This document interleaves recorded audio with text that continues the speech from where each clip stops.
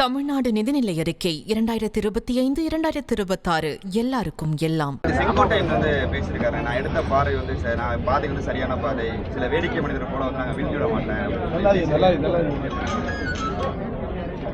அதாவது அண்ணன் செங்கோட்டையன் அவர்கள்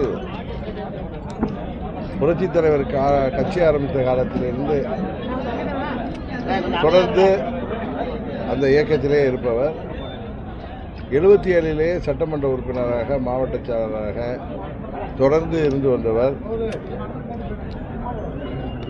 87 புரட்சித் தலைவர் மறைவுக்கு பிறகு அப்பொழுது அண்ணன் முத்துசாமி அவர்கள் அமைச்சராக இருந்தபோதும் எனக்கு தெரிந்து 11 எம்எல்ஏக்களில் ஈரோடு மாவட்டத்தில் 7 பேர், செங்கோட்டையன் உட்பட 7 பேர் இவரோட அம்மாட்ட வந்தாங்க. தொடர்ந்து அம்மாவின் சிறந்த தொண்டராக பணியாற்றியவர். இடையில் உங்களுக்கு தெரிய சில பர்சனல் காரணங்களால், எது அரசியல் காரணம் கிடையாது, வேறு தனிப்பட்ட காரணங்களால் அவர் பதவியில் இல்லாமல் இருந்தார். திரும்பவும் அம்மா அவர்கள் மறைவுக்கு பிறகு சின்னம்மா அவர்கள் முதல்வராக தொடர முடியாமல் போனப்ப, பழனிசாமி முதலமைச்சராகினப்ப அவர் மாஃபா பாண்டியராஜன் அண்ணன் பன்னீர்செல்வத்தோடு போனதுனால அந்த இடத்திற்கு அவர் கவர்னராக நியமிக்கப்பட்டார். உங்களுக்கு தெரியும். இன்றைக்கு அம்மாவின் கட்சி பலவீனமாகி வர்றதுனால அங்குள்ள 90% தொண்டர்களும் நிர்வாகிகளும் அம்மாவின் இயக்கம் பலப்பட வேண்டும், அதற்கான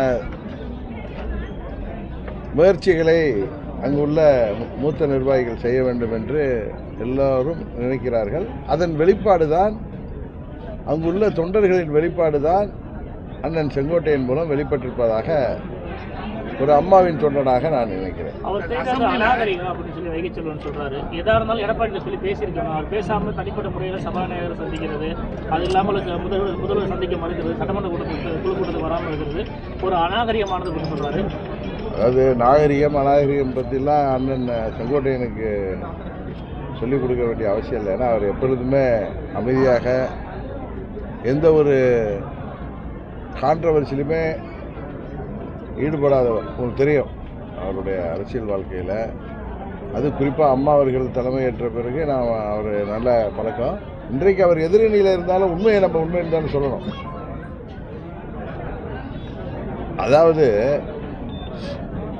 அம்மா அவர்கள் 2016 விட்டு சென்ற ஆட்சி தான் பழனிசாமி முதலமைச்சராக இருந்தார். அம்மா அவர்கள் ஆட்சி பொறுப்பில் இருந்தப்ப அந்த அத்திக்கடவு அவிநாசி திட்டத்திற்காக இனிஷியலாக அதுக்கு நிதி ஒதுக்கியிருந்தாங்க, அந்த பணிகளை பற்றி ஆராய்ச்சி. அதுக்கு பிறகு இவர்கள் நிதி ஒதுக்கினார்கள்.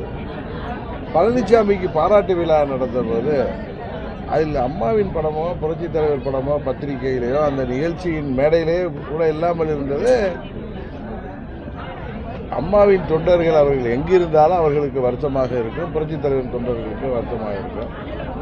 அதையெல்லாம் பொருட்படுத்தாமல் பதவியில் முதல்வராக்கியவர்களுக்கு துரோகம், ஆட்சி தொடர காரணமாக இருந்தவர்களுக்கு துரோகம், 4 ஆண்டுகள் ஆட்சியை பாதுகாத்து தந்த மத்தியில் ஆளுகின்ற பாரதிய ஜனதா கட்சிக்கு துரோகம் என்று அடுக்கிக் கொண்டே போய், நம்ம ஊர்லலாம் சொல்லுவாங்களே, ஆட்டை கடித்து மாட்டை கடித்து கடைசியாக மனுஷனை கடித்த கதையா. நான் கிளைச்சலாக இருந்து வந்தேன், தொண்டனாக இருந்து வந்தேன், 89 எம்எல்ஏ எல்லாம் சொல்கிறார்.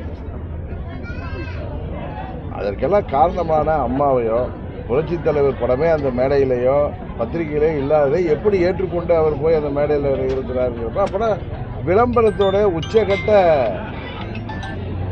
ஒரு என்ன சொல்வது அடிக்ஷன் ஆகிட்டாரா. அவர் ஏற்கனவே முதலமைச்சர் பதவியில் இருந்ததுனாலையும் பண திமிருனாலையும், இன்றைக்கு இரட்டை இலை கையில் எப்படியே கைப்பற்றி வச்சிருக்கோங்கிற திமிருனாலையும் அவர் இவ்வாறு செயல்படுவதைத்தான் எல்லோரும் கருதுகிறார். தமிழ்நாடு நிதிநிலை அறிக்கை 2025-2026 எல்லாருக்கும் எல்லாம்.